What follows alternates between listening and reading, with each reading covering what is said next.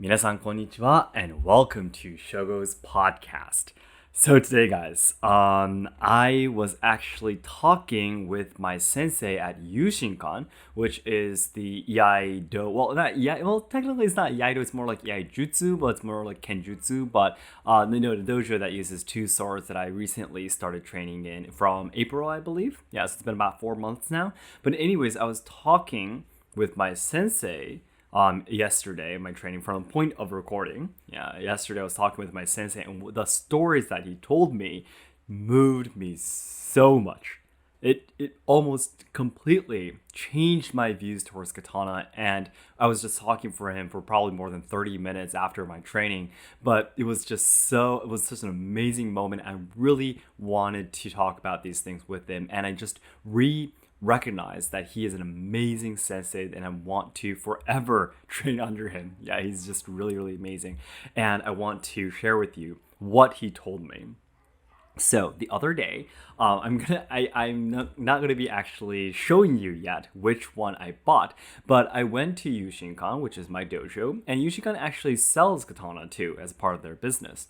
So I actually did a Journey for a Katana series. If you guys remember that video series, I've only made one video actually so far at Dozando, but I didn't actually buy a katana back at that time.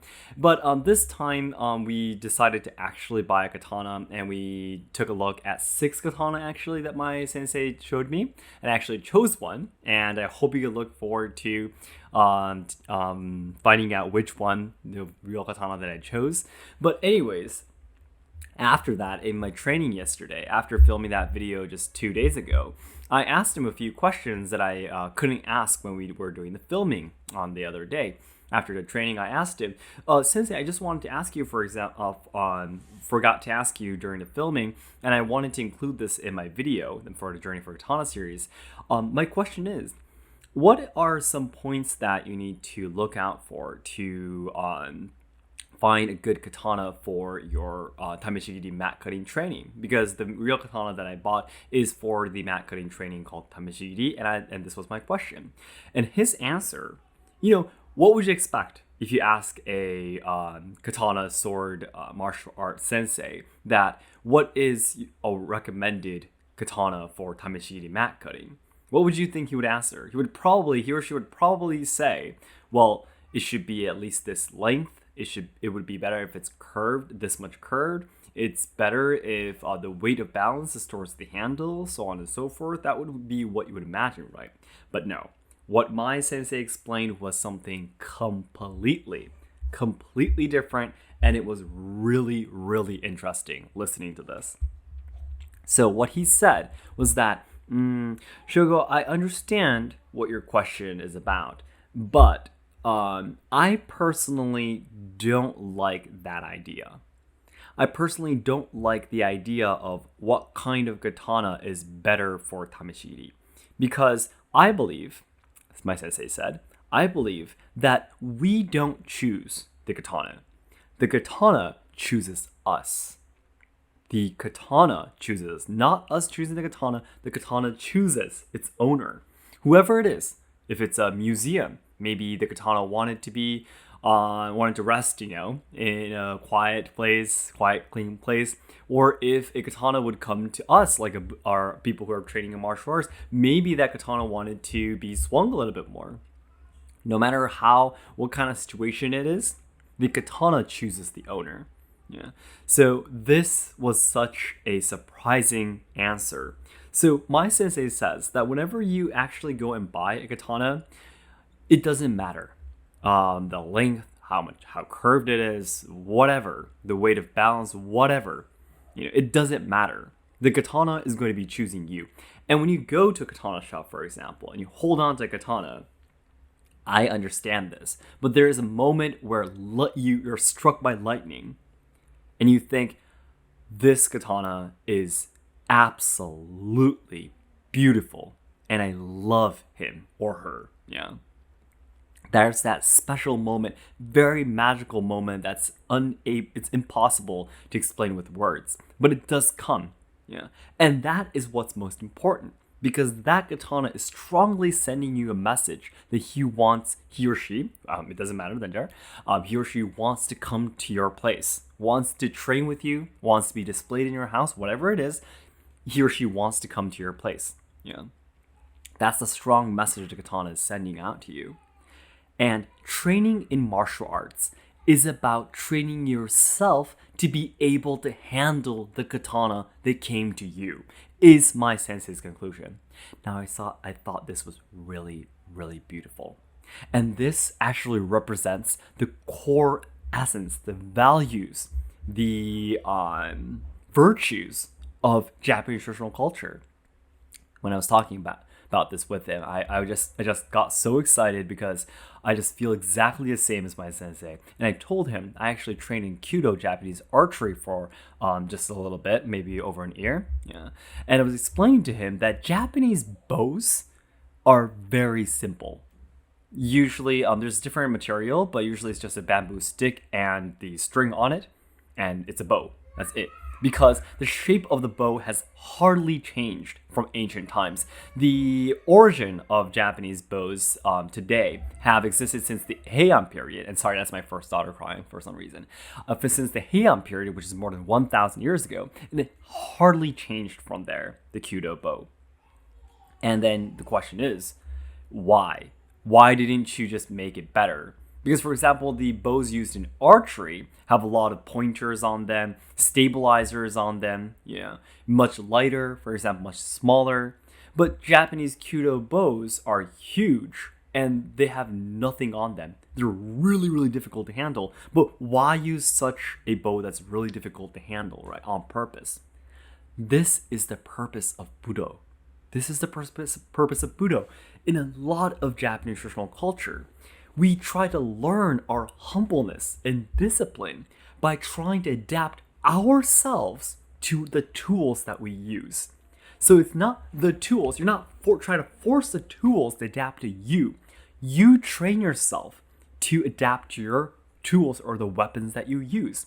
And this path towards trying to adapt and become stronger to be able to properly handle your tools, which are considered sacred objects, both the bow, both the katana, is the process of you advancing your skills, becoming a better person. And this is the path of Budo. So my sensei was saying, there are a lot of katana, sword, martial art trainees like sensei, these class people who always say that it's better to make a new katana, asking a modern katana swordsmith to make a new katana for you for the tameshigiri mat cutting that suits you perfectly. There are some people who say that, and they also give out a reason for it. Well, almost, my sensei was saying an excuse, by the way, but it's because they want to give more jobs to the modern katana swordsmith. If the martial art trainees do that, buy it from modern katana swordsmiths, they'll have more jobs, they'll be able to eat. And that's what Waragi Batosai-san, which is a very famous YouTuber who does a lot of mat cutting and such, explained to me too. That's exactly what he explained to me. But my sensei said he's against that.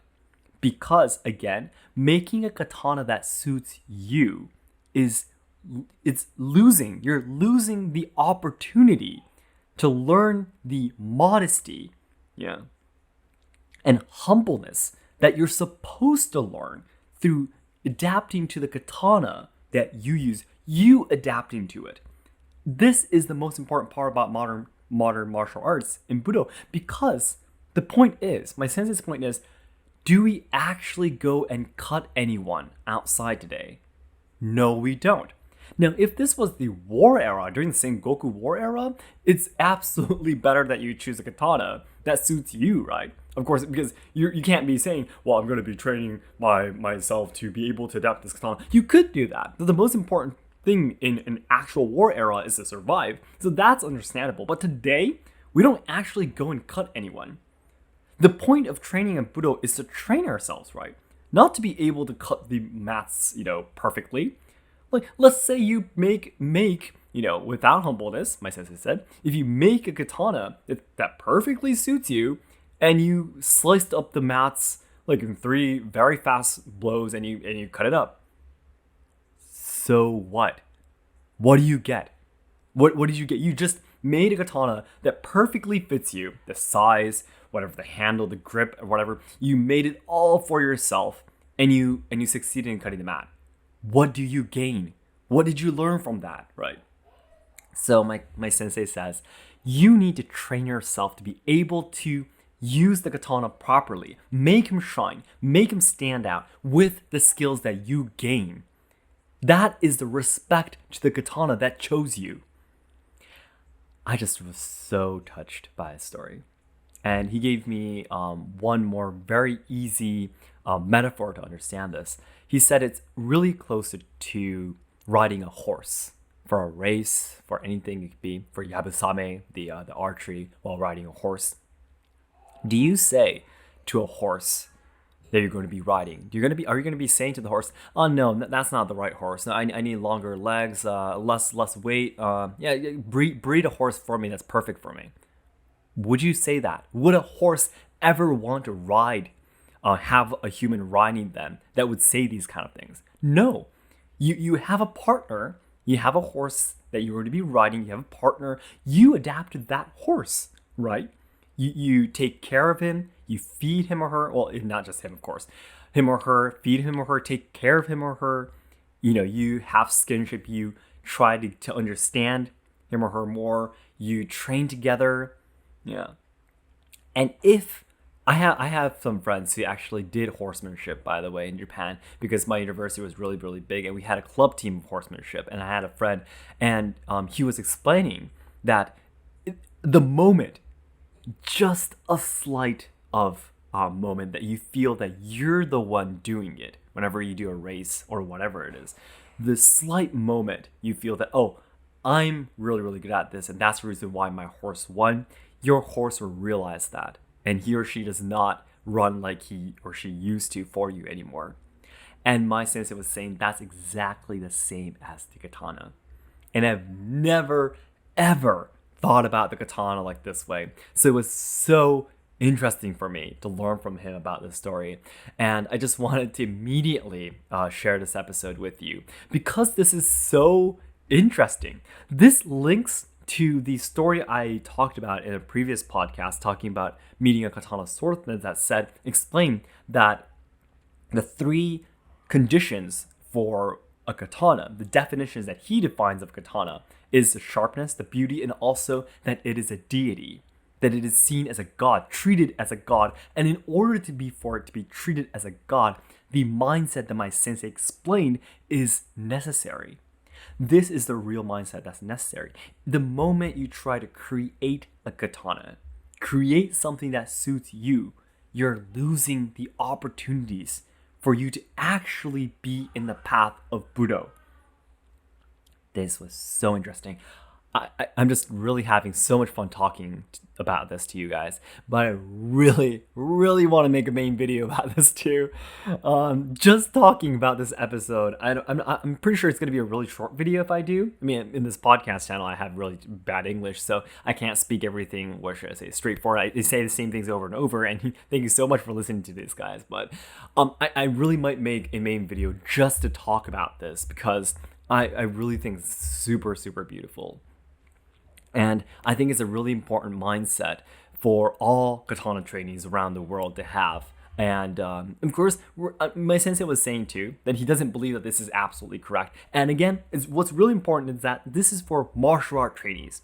If you're a collector of katana, that's completely fine, he said. If you want to just collect katana for decoration, that's beautiful too. That's great as well. I'm saying from a martial art, as a martial artist, yeah. If you want to train yourself through katana, he believes that that's not the correct mindset to do it. And I just really was touched by him, and I really felt once again that I'm so happy that I'm his student. So then everyone, as I always say, the ultimate goal of my life is to make all Japan lovers' dreams come true. So I know there's a lot of people studying Japanese, willing to come to Japan to travel, study or work, or even train our traditional culture and such, just like the Yaido Kenjutsu we were talking about today. However, I am very afraid that Japan will not be able to make everyone's dreams come true in the future because we're facing a lot of social problems, we are losing our traditional culture, and the younger generations who are supposed to be carrying on the good things about Japan are dying because of all the social issues being shoved against them. So I really want to dedicate my life trying to make Japan a better place. I want to try to solve the social problems, preserve and evolve traditional culture, and also help out the younger generations so they can have a better future. And to do this, the nearest goal I have right now is to achieve 2 million subscribers by January 2023 on our main channel. So your likes and comments will help to boost our videos to new viewers who have never seen our channel before. So it'd be great if you can help us out. Thank you so much, guys, for listening to today's episode. There's actually a few other things that I talked with my sensei during that 30 minutes that I really want to talk to you about, but I think I will probably make a different video, maybe a different podcast too, but I'll absolutely be making more content to talk about this a little bit more properly, I guess. Yeah, a little bit more organized words and such. So I hope you can look forward to it. Thank you so much for listening to today's episode too. Bye-bye.